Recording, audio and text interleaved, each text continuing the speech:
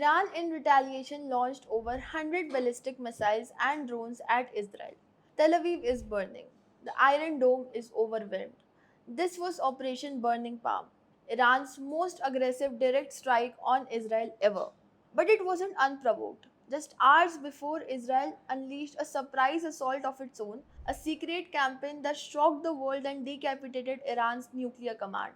This is how Israel's Operation Rising Lion set the region on fire. In the dead of night on June 13th, Israel launched airstrikes on over 100 targets deep inside Iran, including Natanz, Iran's main uranium enrichment facility, Fordo, the underground nuclear lab, commander centers in Tehran, and residences of senior IRGC commanders. The strikes weren't random, they were surgical, aimed at eliminating Iran's nuclear infrastructure and top leadership. Among the dead were General Hossein Salami, head of the IRGC, and Iran's military chief Mohammad Bagheri.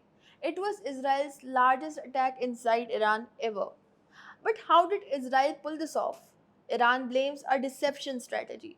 Revolutionary Guards commander Hossein Salami accused the US of attempting to deceive through negotiations as Iran US nuclear peace talks, which prevent top Iranian nuclear negotiators from relocating, a claim that now appears grounded in unfolding realities.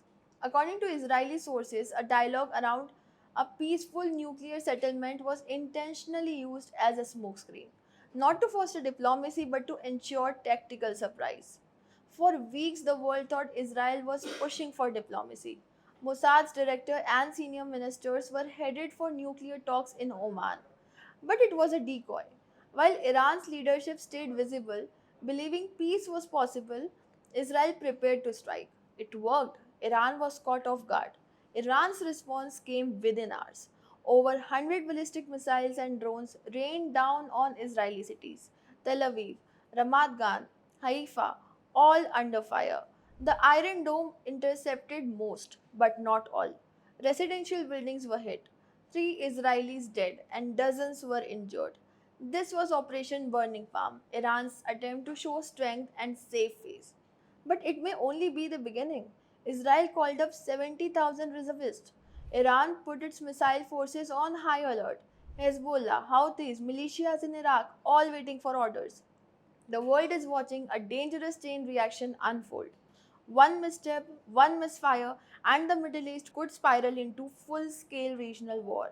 In less than 24 hours, two shadow wars became an open battle between Israel and Iran.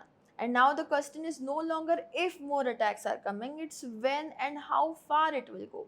Will it end in diplomacy or drag the world into something far worse?